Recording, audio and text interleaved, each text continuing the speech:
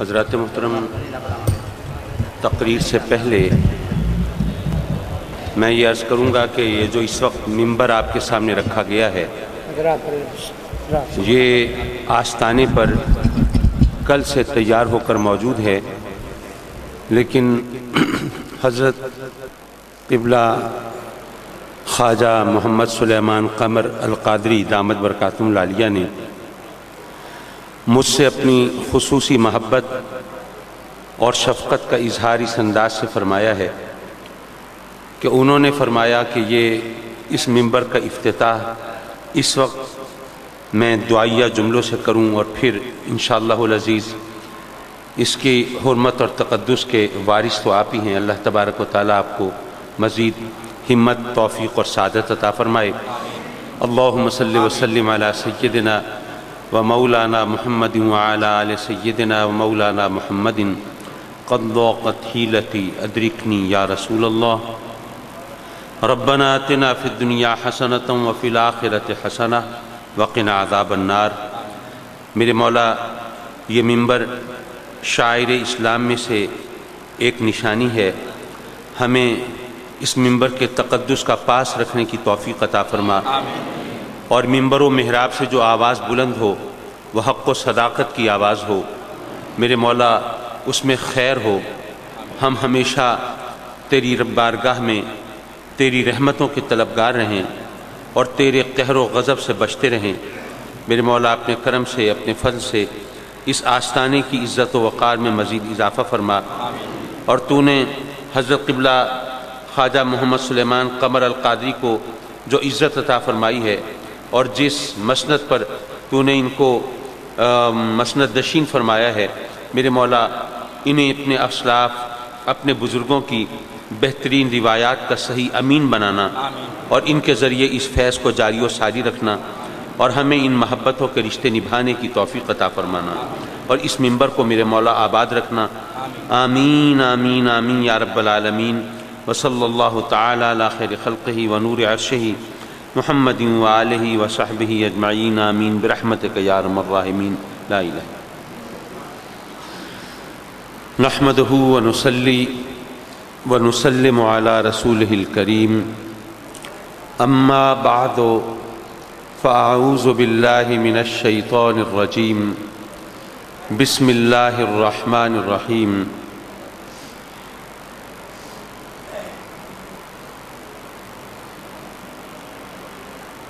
قال اللہ تبارک و تعالی لقد خلقنا الانسان فی احسن تقویم۔ سبحان اللہ۔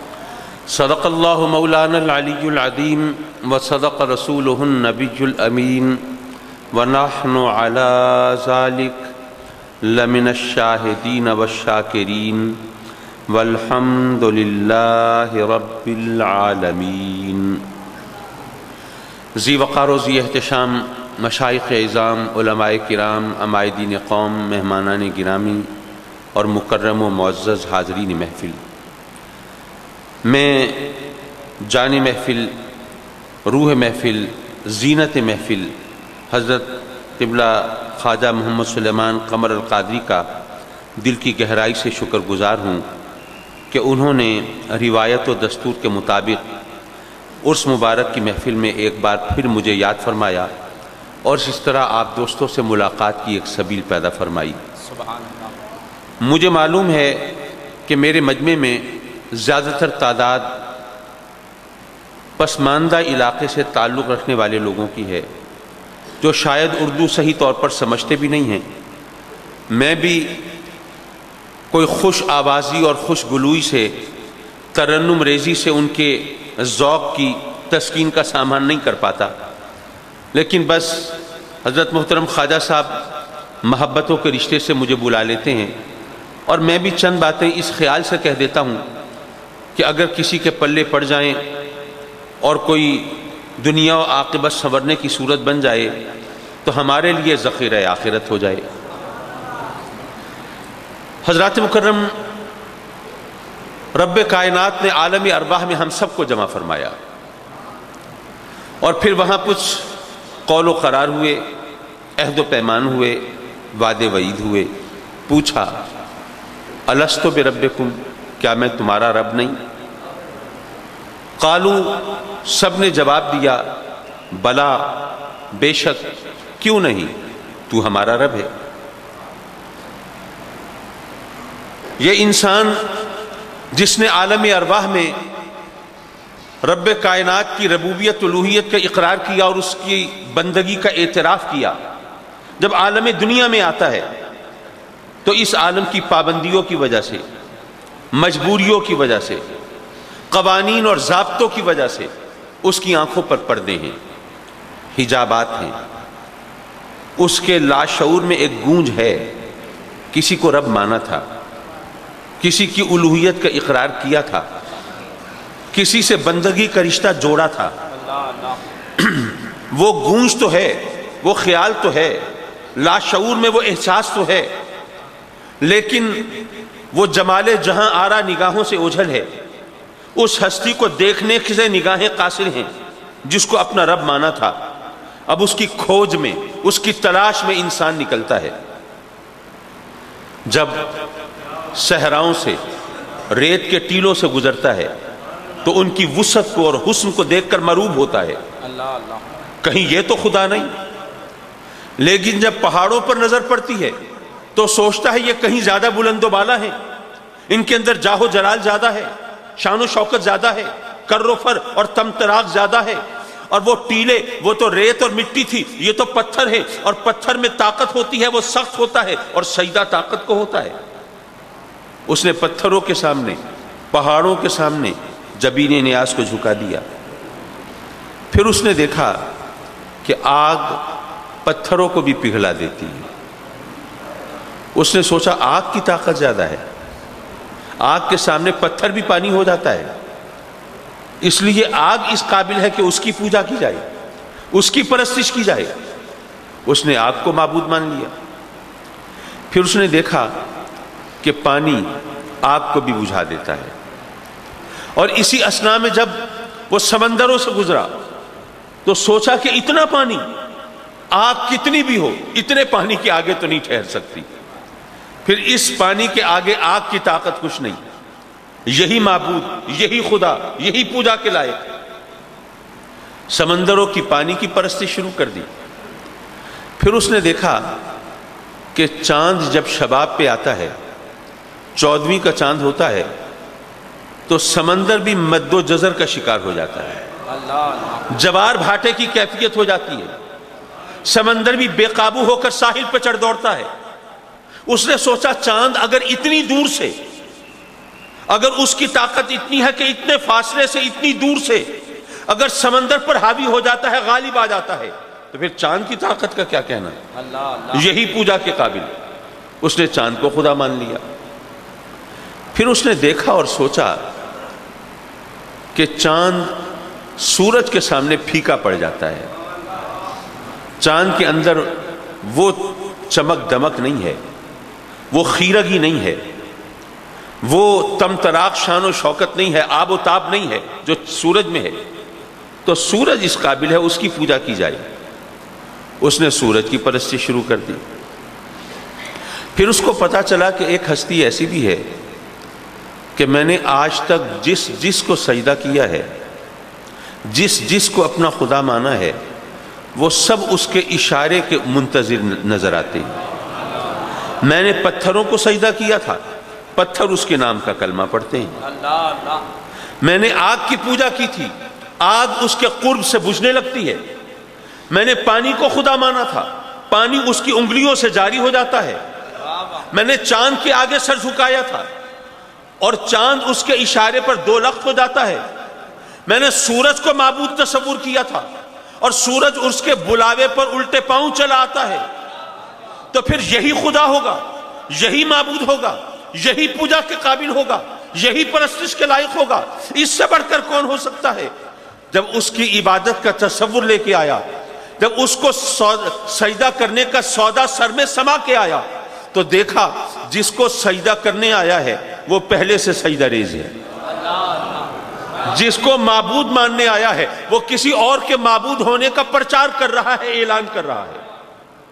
پھر اس پر ایمان اور یقین کے دروازے کھلے اور اس نے سوچا کہ نہیں، یہ ہستی جس کو خدا مانتی ہے اس کے سوا خدا اور کوئی نہیں ہو سکتا۔ یارو انسان اشرف المخلوقات، مخدوم کائنات، تمام خدائی سے اعلیٰ، افضل اور اشرف، لیکن یہ اپنے تمام تر شرف و فضیلت کے باوجود یہ تاریخ میں وہ دور گزرا ہے، اور آج بھی وہ لوگ موجود ہیں جو کبھی پتھروں کے آگے سر جھکاتے ہیں، کبھی جانوروں کو معبود تصور کرتے ہیں، کبھی درختوں کی پوجا کرتے ہیں، اور اس طرح وہ اپنے شرف انسانیت کی نفی کرتے دکھائی دیتے ہیں۔ جب تک انسان نے اپنے رب کی تلاش میں اپنی عقل پر انحصار کیا، حواس و اعصاب پر دار و مدار رہا، جب تک اس نے اپنی آنکھوں کے ذریعے رب کو تلاش کیا، اس وقت تک وہ بھٹکتا رہا، ہر ایک کے سامنے سجدے کرتا رہا، اشرف المخلوق ہو کر اپنی ذلت و رسوائی کا سامان کرتا رہا۔ لیکن جب آقا کریم کی بارگاہ میں پہنچا تو پھر اسے شرف اور فضیلت کا پتہ چلا، انسانیت کے مقام کا عرفان ہوا۔ انسان کو عزت ملی ہے تو بارگاہ رسالت میں آ کر ملی ہے۔ سبحان اللہ، سبحان اللہ۔ حضرات مکرم، ویسے تو رب کائنات نے قرآن مجید میں ارشاد فرمایا لقد خلقنا الانسان فی احسن تقویم، ہم نے انسان کو احسن تقویم پر پیدا کیا۔ رب کائنات نے انسان کو اپنی کاریگری کا شاہکار بتایا ہے، اپنی صنعت کا نمونہ بتایا ہے، اور بتایا ہے کہ میری اعلیٰ ترین مخلوق ہے، یہ میں نے احسن تقویم پر پیدا کی ہے، سب سے اچھی صورت پر پیدا کیا ہے۔ لیکن یہاں پر ایک الجھن ہے، ایک خلش ہے، ایک کسک ہے، ایک سوال ہے۔ دیکھیے، میں مثال نہیں دے رہا، صرف بات سمجھانے کی کوشش کر رہا ہوں۔ ہم لوگ اب کوئی ارب پتی کھرب پتی تو ہے نہیں کہ مکان بنانے ہو تو پہلے کوئی انجینئر ہائر کیا جائے اور کوئی نقشہ لاکھوں کا بنوایا جائے، اور مکان شروع ہونے سے پہلے 20-25 لاکھ تو ویسے ہی لٹا دیے جائیں۔ ہم تو سیدھے سادے لوگ سوچتے ہیں کوئی اچھا سا مستری مل جائے تو جو تھوڑا بہت پیسہ ہے اس سے ذرا سر چھپانے کو چھت مل جائے، اپنا گھر اپنا مکان بن جائے۔ اب آپ مستری کی تلاش میں نکلتے ہیں، مکان بنوانا ہے۔ ایک مستری کے پاس پہنچے، ہاں بھائی مکان بنوانا ہے۔ اس نے کہا جی میرا کام ہی مکان بنانا ہے، چلو صحیح۔ آپ نے کہا نا بھائی، بات یہ ہے کہ میں سفید پوش آدمی ہوں، میرے پاس لٹانے کے لیے پیسہ نہیں ہے۔ اب آپ مستری ہو، مکان بناتے ہو، لیکن میری تسلی کے لیے ایسا کرو کہ پہلے کوئی آپ نے بلڈنگ بنائی ہو، کوئی عمارت بنائی ہو، کوئی مکان بنایا ہو، وہ ذرا دکھا دو، مجھے ذرا تسلی ہو جائے، میں ذرا محفوظ ہاتھوں میں ہوں۔ اس نے کہا ہاں بھائی بات تو ٹھیک ہے۔ وہ آپ کو لے کے موٹر سائیکل میں سوار ہو کے چلا، ایک بلڈنگ کے سامنے اس نے موٹر بائک روکی، دیکھو جی یہ جو مکان ہے، یہ جو عمارت ہے، یہ جو بلڈنگ ہے، یہ میں نے بنائی ہے، یہ میری کاریگری کا شاہکار ہے، یہ میں نے اپنا فن اس میں سمو دیا ہے، دیکھو اس کو دیکھ لو اور پھر بتاؤ مکان بنوانا ہے نہیں۔ آپ نے کہا کہ بھائی آپ ذرا اس بلڈنگ کی کچھ خصوصیات بھی بتا دیں، ذرا پتہ تو چلے اس کی کیا خصوصیات ہیں، میں کوئی انجینئر تو نہیں ہوں دیکھ کے پتہ چل جائے۔ اس مستری نے کہا کہ بھائی بات یہ ہے کہ اس کی بارش اگر ہو تو چھتیں ٹپکنے لگتی ہیں، لیکن ہے بڑا مضبوط مکان، ذرا اس کی بنیادیں بھی ہل گئی ہیں، لیکن ہے میری کاریگری کا شاہکار، اس کا پلستر بھی اکھڑنے لگا ہے، لیکن دیکھو کتنا خوبصورت ہے، کتنا دیدہ زیب ہے۔ اگر واقعی ایسا ہو تو آپ کہیں گے مولا تیرا کرم، تو نے مجھے بچا لیا، ورنہ اس کے ہتھے چڑھ جاتا میرا کیا حال ہوتا۔ اور اگر ویسے کوئی کہے تو آپ سمجھیں گے یہ لطیفہ ہے، یہ مذاق ہے، لیکن یارو قرآن لطیفے نہیں سناتا، قرآن مذاق نہیں کرتا، قرآن ہدایت دیتا ہے۔ اگر ایسا ہے تو پھر ایک خلش ہے، کسک ہے۔ مولا تو نے فرمایا لقد خلقنا الانسان فی احسن تقویم، انسان تیری کاریگری کا نمونہ، تیری صنعت کا شاہکار، لیکن اسی قرآن میں تو کہتا ہے کہ ان الانسان لفی خسر۔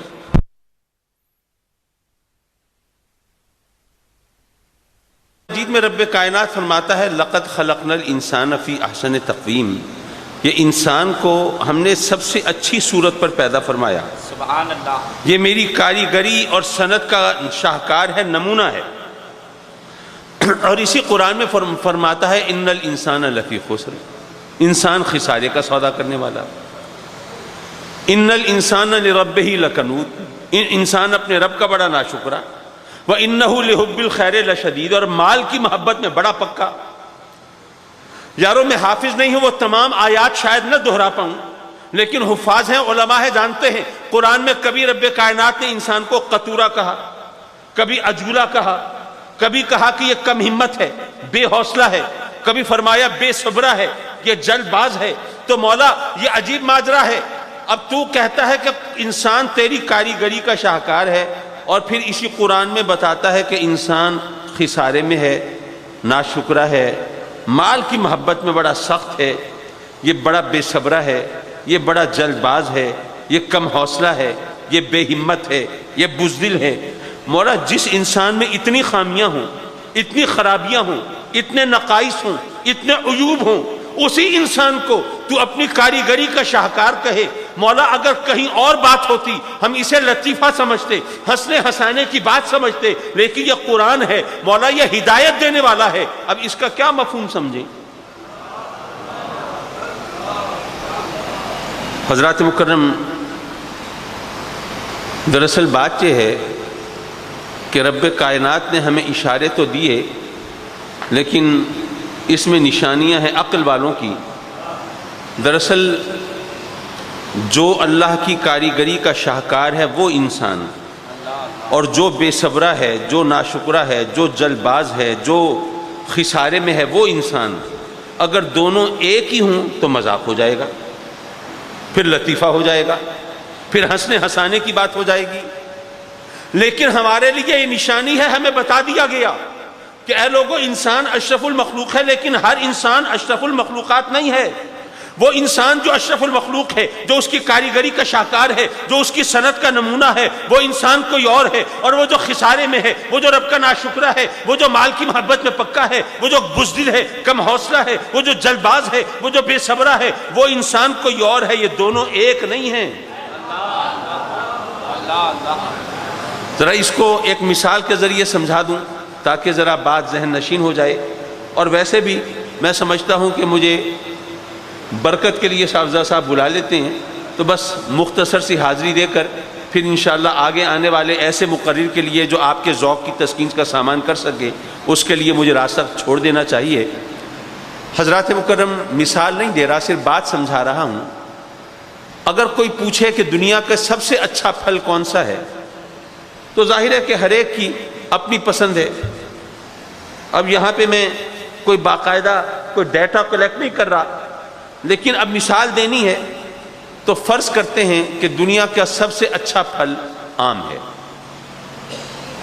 اچھا، آم بھی بہت سے ہیں، میں تو آیا ہی ملتان سے ہوں، اور آپ کو پتا ہوگا کہ ملتان آموں کے لیے مشہور ہے۔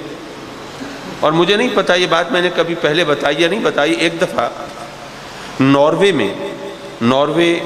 نارتھ میں، شمال میں ایک بہت ترقی یافتہ ملک ہے، اور شاید آباد دنیا کا وہ آخری ملک بنتا ہے شمال کی طرف، اس کے آگے پھر وہ برف زار شروع ہو جاتے ہیں۔ تو وہاں میں اس کے کیپٹل، اس کے دارالخلافہ اوسلو میں ایک دفعہ پھر رہا تھا، کوئی 20 سال پہلے کی بات ہے۔ تو میں نے دیکھا کہ ایک دکان کے باہر ایک پوسٹر لگا ہوا ہے، اور اس پر نارویجین لینگویج میں، وہاں کی زبان میں کچھ لکھا ہوا ہے۔ اب میں تو نہیں پہچانتا، وہ زبان نہیں جانتا، لیکن MULTAN ملتان کا لفظ جلی حروف میں لکھا ہوا ہے۔ اچھا، میں نے لوگوں سے پوچھا کہ بھائی یہ جو لفظ لکھا ہے یہ میرے شہر کا نام ہے یا یہ بھی یہاں کی زبان کا کوئی لفظ ہے؟ تو انہوں نے کہا کہ نہیں جناب، یہ آپ کے شہر کا نام ہے، اور جو کچھ یہاں کی بولی میں لکھا ہے اس کا مطلب یہ بنتا ہے کہ fresh and delicious mangoes of Multan are available here, یعنی ملتان کے تازہ اور مزیدار آم جو ہیں وہ یہاں سے آپ خرید سکتے ہیں۔ تو ماشاءاللہ وہاں ناروے میں جا کر بھی ملتان کی یاد وہاں پر بھی رہی۔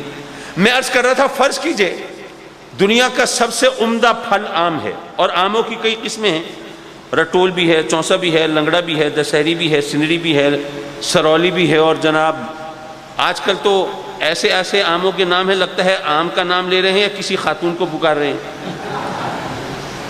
بہرحال فرض کیجئے کہ دنیا کا سب سے اچھا آم رٹول ہے، دنیا کا سب سے اچھا پھل آم اور سب سے اچھا آم انور رٹول۔ ایک لمحے کو فرض کیا ہم نے، اگر آپ کے صحن میں انور رٹول کا درخت لگا ہو اور آپ مجھ سے کہیں کہ کاظمی صاحب میرے گھر کا یہ جو درخت ہے اس کے پھل دنیا کے تمام پھلوں سے بہتر ہوتے ہیں، تو یہ بات اصولاً صحیح ہے، کیونکہ ہم نے یہ فرض کیا کہ دنیا کے سب سے اچھا پھل آم اور سب سے اچھا آم رٹول، تو اگر رٹول کا درخت ہو تو اس کے بارے میں کہا جا سکتا ہے کہ اس درخت کے پھل دنیا کے تمام پھلوں سے بہتر۔ اب جب آپ نے مجھے بڑے فخر سے کہا کہ میرے صحن میں کا جو درخت ہے اس کے پھل دنیا کے تمام پھلوں سے بہتر ہوتے ہیں، میں نے سوچا ذرا ان کی ٹانگ کھینچنی چاہیے۔ میں گیا، ذرا دیکھ داغ کے آم لگے ہوئے تھے، ڈھونڈ کے ایک ایسا دانہ توڑ کے لایا جس میں کیڑے پڑے ہوئے تھے۔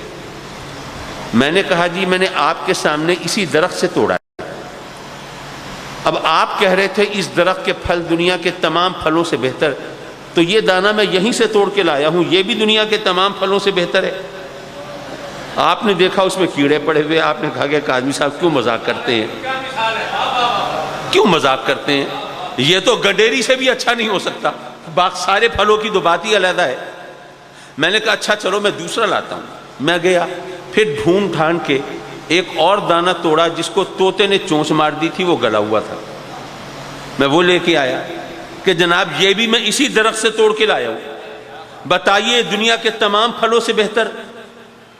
تو آپ نے سر پیٹ لیا، کہا کہ کاظمی صاحب آپ مجھے خراب کرنا چاہتے ہیں تو اپنی ٹھیک ہے، ورنہ ظاہر ہے وہ دانے ڈھونڈ ڈھونڈ کے لائیں جن میں کیڑے پڑے ہوئے ہوں، جن کو طوطے نے چونچ ماری ہوئی ہو، جو گلے سڑے ہوئے ہوں، تو ان کے بارے میں کیا کہوں؟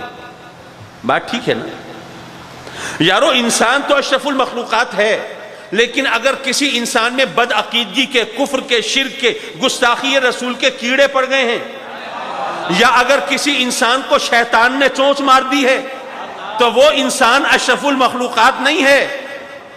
جو انسان اشرف المخلوق ہے وہ کوئی اور ہے، اور وہ جو خسارے میں ہے وہ کوئی اور ہے، وہ جو رب کا ناشکرہ ہے وہ کوئی اور ہے، جو مال کی محبت میں پکا ہے وہ کوئی اور ہے۔ یارو یہ جو آستانے ہوتے ہیں یہاں پر وہ کیڑے چن کے علیحدہ کر دیے جاتے ہیں، یہاں پر وہ شیطان کے اثرات سے محفوظ رہنے کی ترکیبیں سکھائی جاتی ہیں، لوگوں کو بتایا جاتا ہے کہ شرف انسانیت کیا ہوتا ہے، انسان اشرف المخلوق کیسے ہوتا ہے۔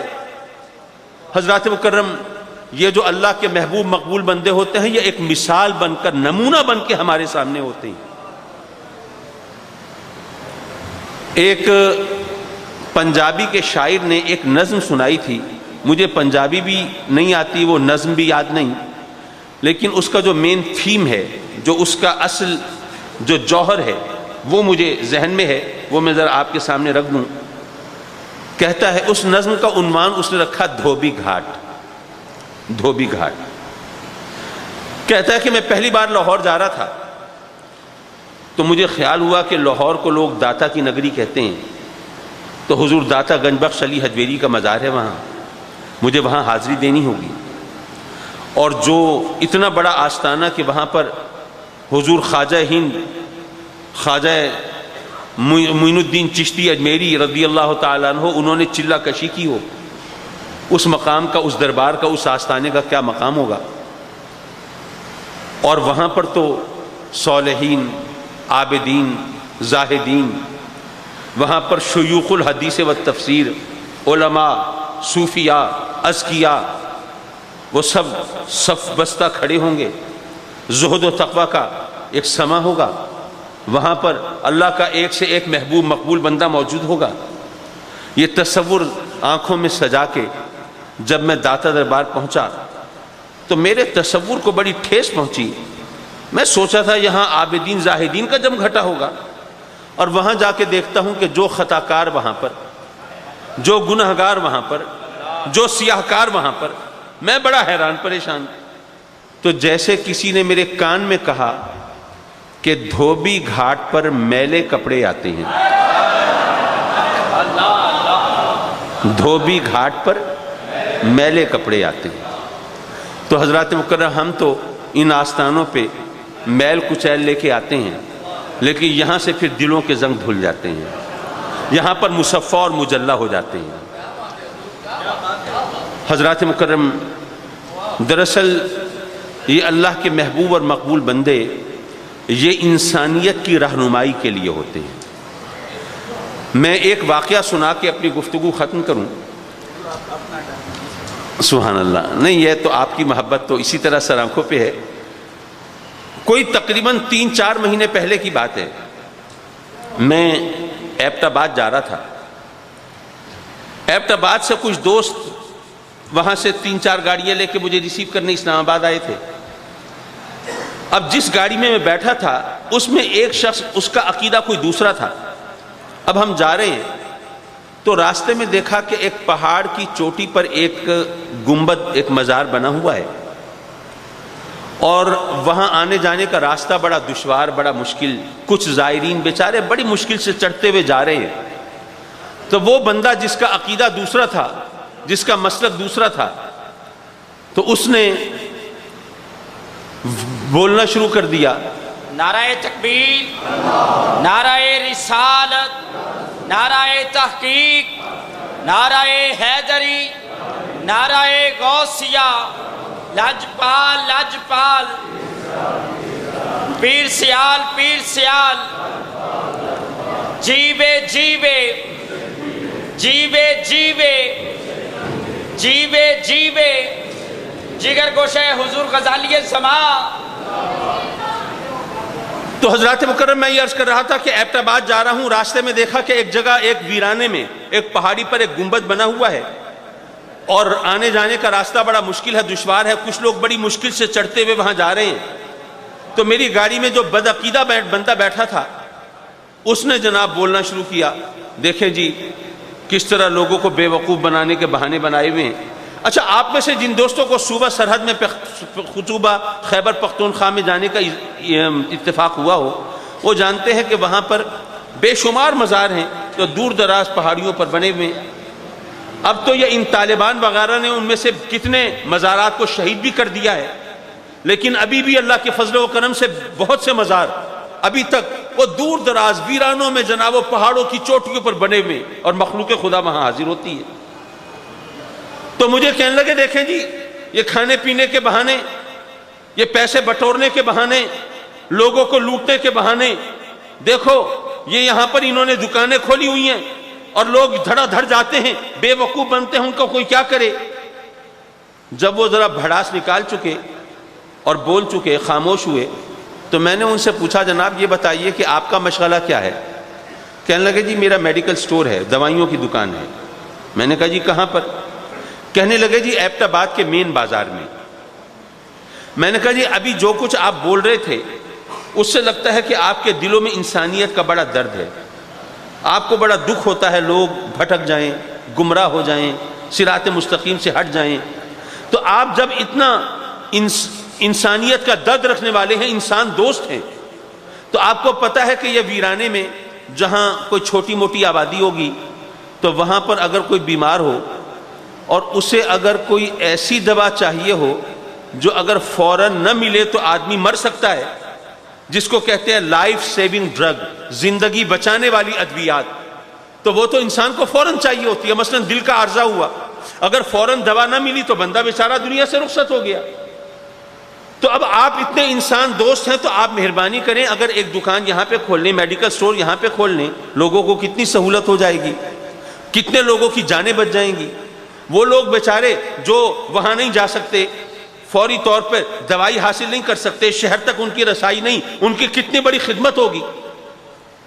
تو قہقہہ مار کے ہنسا، کہنے لگا دیکھو یہ پیروں اور مولویوں کی یہ مجبوری ہے، ان بیچاروں کو اکنامکس نہیں آتی، بالکل معاشیات سے بالکل ان کو کوئی مس نہیں ہوتا۔ مجھے کہتے ہیں میں یہاں ویرانے میں میڈیکل سٹور کھولوں۔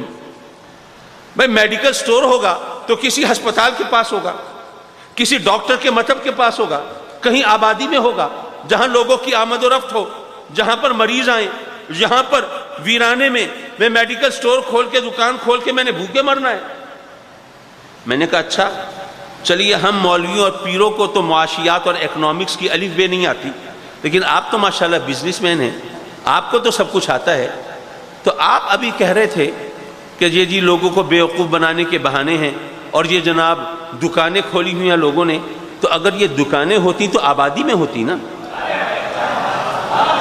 اگر دکانیں ہوتی تو شہروں میں ہوتی، آبادیوں میں ہوتی، جہاں لوگوں کی آمد و رفت ہے۔ لیکن اگر ویرانے میں آ کر کوئی اللہ کا بندہ اس نے آ کے ڈیرے ڈالے ہیں اور اللہ نے اپنی بندوں کے دلوں میں اس کے لیے محبت پیدا فرما دی ہے اور وہاں پر جمع غفیر ہو گیا ہے، اللہ کے بندوں کا ہجوم ہو گیا ہے، تو یہ اس بات کی دلیل ہے کہ یہ دکانیں نہیں ہیں، یہ آستانے ہیں۔ نعرہ تکبیر، نعرہ رسالت، لاجپال لاجپال، پیر سیال پیر سیال، جگر گوشہ حضور غزالی زمان۔ حضرات مکرم، میں یہاں پر ایک آدھ نصیحت اور ایک آدھ پیغام وہ ضرور آپ تک پہنچانا چاہتا ہوں۔ وہ اس لیے کہ تقریریں کر کے اور داد سمیٹ کے چلے جانا یہ بہت آسان ہے، لیکن لوگوں کو کوئی پیغام دینا جو اپنے ساتھ گھر لے کے جائیں یہ بہت ضروری ہے۔ دیکھیے، ہم لوگوں کے ساتھ ایک بہت بڑا ہاتھ ہو گیا۔ اے لوگوں ذرا غور سے سنو، کان کھول کے سنو۔ ہم جب بچے تھے، چھوٹے تھے، ہمیں یاد ہے ہمیں بتایا جاتا تھا کہ ہم سنی ہیں اور وہ وہابی ہیں، ہم سنی ہیں اور وہ شیعہ ہیں، ہم سنی ہیں اور وہ دیوبندی ہیں۔ لیکن آج ہمیں بتایا جاتا ہے کہ ہم بریلوی ہیں اور وہ سنی ہیں۔ ایسا ہے کہ نہیں ہے؟ مجھے نہیں پتا، کسی کو برا لگے تو اس کی مرضی کی بات ہے، لیکن جو ہمارے ساتھ دھوکہ ہوا میں اس کا اظہار کرنا چاہتا ہوں۔ یارو، آج سے 35 برس پیشتر یہ سازش کھل کر سامنے آ گئی تھی جب احسان الہی ظہیر نے البریلویہ نام کی کتاب لکھی تھی۔ جو علماء ہیں وہ جانتے ہیں، البریلویہ نامی یہ کتاب لکھی گئی عربی میں، اور ساری عرب دنیا میں اس کو پھیلایا گیا اور دنیا کو یہ بتایا گیا کہ امام احمد رضا خان بریلوی نے ایک نیا دین ایجاد کیا ہے، نئے عقیدے کی بنیاد رکھی ہے، نیا مسلک اور نیا مذہب پیش کیا ہے۔ یارو، جب یہ کتاب لکھی گئی تو یہ سازش سامنے آ گئی کہ وہ دنیا کے سامنے ہمیں آئسولیٹ کرنا چاہتے ہیں، تنہا کرنا چاہتے ہیں، اور دنیا کو بتانا چاہتے ہیں کہ ہمارا کوئی نیا عقیدہ، نیا نظریہ۔ تو یہ علماء کا فرض تھا، یہ ہماری ڈیوٹی تھی کہ ہم دنیا کو بتا دیں کہ اعلیٰ حضرت نے کوئی نیا دین ایجاد نہیں کیا، دین وہی ہے جو اللہ رسول نے دیا ہے، دین وہی ہے جو صحابہ و اہل بیت نے دیا ہے، دین وہی ہے جو قرآن و حدیث سے ملا ہے، صرف اعلیٰ حضرت نے اس کو اجاگر کیا ہے اور مخالفین کے اعتراضات کو ظاہر کیا ہے اور اس کے جواب دیے ہیں۔ لیکن ہم سے کیا حماقت ہوئی، ہم نے یہ بتانے کی بجائے کہ اصل میں اہل سنت ہم ہیں، ہم نے ان کی بات کو اور پکا کیا۔ ہم نے مسلک اہل سنت کی بجائے ہم نے دنیا کو بتایا ہم تو مسلک امام احمد رضا پر ہیں۔ بھئی اعلیٰ حضرت سے محبت سر آنکھوں پر، وہ تو ہمارے ایمان کی بنیاد ہے، لیکن ہمیں اس سازش کا توڑ تو کرنا چاہیے تھا، لیکن ہم نے ایسا نہیں کیا۔ یہ ہم سے کوتاہی ہوئی، یہ ہم سے لغزش ہوئی۔ حالانکہ ہمارے اکابر نے، یہاں پہ یہ بات بھی غور سے سننے کی ہے، ہمارے اکابر نے تو ہماری رہنمائی کی، انہوں نے سنی کانفرنس منعقد کی، بریلوی کانفرنس نہیں کرائی، انہوں نے جماعت اہل سنت بنائی، جماعت بریلوی نہیں بنائی۔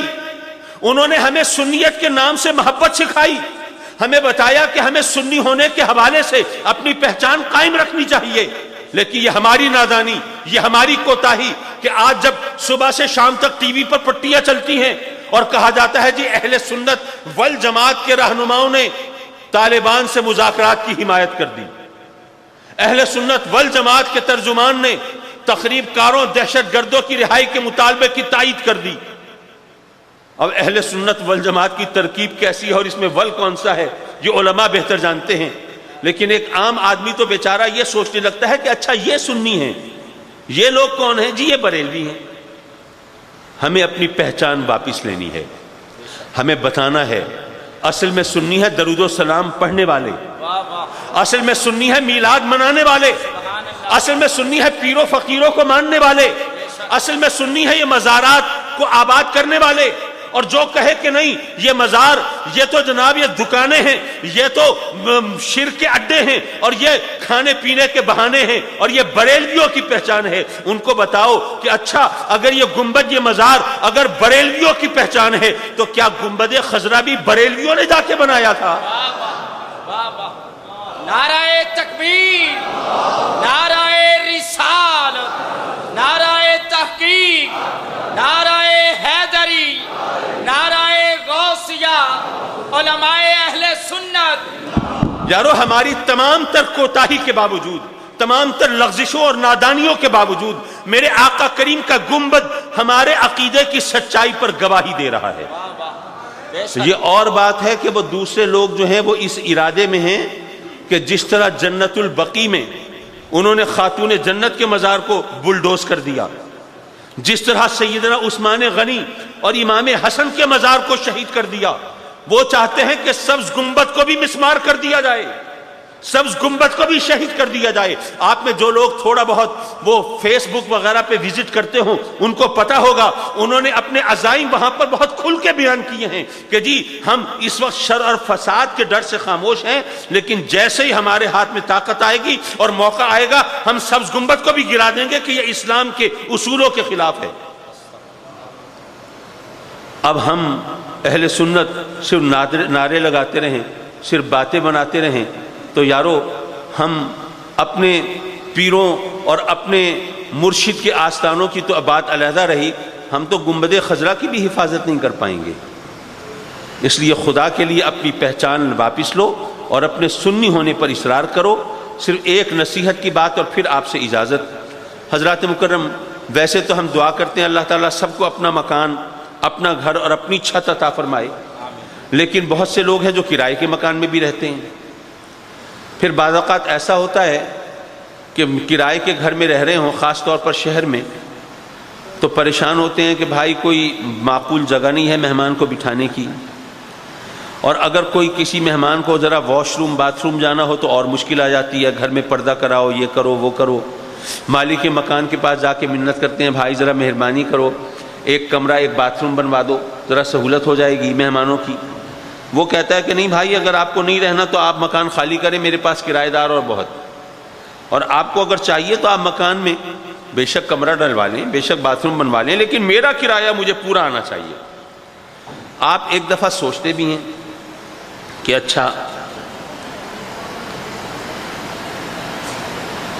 اچھا یہ بتائیے، آپ سوچتے ہیں کہ چلو کوشش کرتے ہیں ایک مکان ایک کمرہ خود ڈلوا لوں، باتھ روم خود بنوا لوں، لیکن پھر جب حساب کتاب کرتے ہیں کتنا خرچہ آنا ہے تو دل بیٹھ جاتا ہے۔ پھر کہتے ہیں نا بھائی کرائے کے مکان پہ اتنا خرچہ نہیں کرنا، وہ کمیٹی ڈالو، وہ قرض ادھار اٹھاؤ، کہیں سے پیسے جمع کرو، اپنا ذاتی مکان بنواؤ، اسی میں ارمان پورے کریں گے، یہ کرائے کے مکان پہ خرچہ نہیں کرنا۔ ایسا ہوتا ہے کہ نہیں ہوتا؟ تو ماشاءاللہ بڑی سمجھداری کی بات ہے کہ کرائے کے مکان پہ خرچہ نہیں کرنا چاہیے، اپنا ذاتی مکان بناؤ، اسی پہ ارمان نکالو، اسی پہ خرچہ کرو، اسی پہ پیسے لگاؤ، بالکل ٹھیک ہے۔ لیکن یارو دنیا کے معاملے میں تو بڑے ہوشیار ہو اور دین کے معاملے میں بڑے بھولے بن جاتے ہو۔ یہ جو دنیا ہے یہ بھی تو کرائے کا مکان ہے نا یارو، یہاں پہ ہمیشہ تو نہیں رہنا، لیکن یہاں پر تو ہم نے اپنا سب کچھ اسی کرائے کے مکان پہ لگا دیا ہے، اور وہ جو ذاتی مکان جو ہمیں آخرت میں ملنا ہے اس کی تزئین و آرائش کی تو ہم نے کبھی فکر نہیں کی، اس کی تعمیر کے حوالے سے تو ہم نے کبھی نہیں سوچا۔ تو یہاں ان آستانوں پہ آتے ہیں تو ہمیں اس دنیا میں بھی عزت ملتی ہے، آخرت میں بھی ہمارے لیے رسوائی سے بچاؤ کا سامان ہوتا ہے۔ ایک صاحب یہ پوچھ رہے ہیں جو مسجدیں پہلے اولیاء کرام نے بنوائیں وہ درست ہیں، یہ جو آج ہم بنوا رہے ہیں ان کا رخ درست ہے؟ وضاحت کریں۔ سبحان اللہ، یہ تو ایسا لگ رہا ہے جیسے کہ کسی صاحب نے میں نے کوئی میٹرک کا امتحان دینا ہو اور لکھا ہو کہ یہ سوال لازمی ہے، اس کا جواب ضرور دینا ہے۔ بھائی بات یہ ہے کہ کعبے کا رخ وہ آج کوئی لوگ بنائیں یا آج سے 100 سال پہلے یا 1000 سال پہلے بنائی گئی ہوں، وہ تو دیکھا جائے گا۔ اگر اس کا رخ سمت کعبہ کے مطابق صحیح ہے تو سبحان اللہ، صحیح نہیں ہے تو ماشاءاللہ۔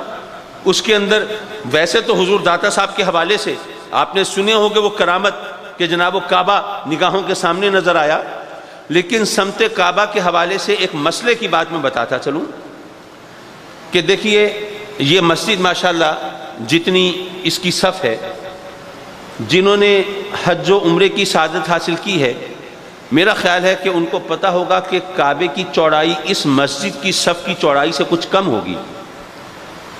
کیا خیال ہے؟ چلو اس مسجد کے حوالے سے کچھ اور خیال ہو، ذرا شاہی مسجد سوچئے، شاہی مسجد کی صف کتنی بڑی ہے؟ بہت لمبی ہے. کیا کعبے کی اتنی لمبائی چوڑائی ہے؟ نہیں. اگر فرض کریں کہ امام بالکل کعبے کے رخ پہ ہو تو صف کے اس کنارے پر اور اس کنارے پر جو بندہ کھڑا ہوگا، کیا اس کا رخ صحیح کعبے کی طرف ہوگا؟ نہیں ہوگا. تو اس لیے اسلام نے ان تمام مسائل کا حل پیش کیا ہے کہ جو سمت کعبہ ہے بالکل ایگزیکٹ اس کی سیدھ میں اگر لکیر کھینچی جائے تو اس سے 45 ڈگری ادھر اور 45 ڈگری ادھر. اگر آپ کا رخ ادھر ادھر تھوڑا بہت ہو تو آپ کعبے کی طرف رخ ہی تصور ہوگا، آپ کا کعبے سے منہ پھرا ہوا نہیں گنا جائے گا. اگر یہ مسئلہ آپ کو معلوم ہو تو پھر اس قسم کے سوالوں کی ضرورت نہ پڑے کہ جناب بتائیے کون سا رخ صحیح ہے اور کون سی وہ صحیح ہے. اور آج بھی ظاہر ہے، بلکہ میں آپ کو بتاؤں ایک مزے کی بات، آپ کی معلومات میں اضافہ ہوگا. اب یہ بات مجھے نہیں پتا میں آپ کو سمجھا سکوں گا یا نہیں، کیونکہ یہ خاص سائنسی اور جغرافیے سے متعلق بات ہے. جو زمین ہے یہ گول ہے، آپ نے سنا ہوگا، اور گول بھی ہے اور سروں سے شمال اور جنوب سے تھوڑی پچکی ہوئی ہے. جیسے آپ آٹے کا پیڑا بنائیں نا، اور پیڑا بنا کے بالکل گول بنا کے ذرا رکھ دیں تو نیچے سے ذرا دب جاتا ہے، اور اوپر سے بھی ذرا ہاتھ رکھیں تو اوپر سے بھی دب جاتا ہے. تو زمین کی شکل ایسی ہے جو شمال اور جنوب دونوں طرف سے تھوڑی دبی ہوئی ہے، اور اس وجہ سے ظاہر ہے درمیان سے کچھ پھولی ہوئی ہے. سیدھی سی بات ہے. امریکہ میں لوگوں کو یہ مشکل ہے کہ سمت کعبہ کیا ہو.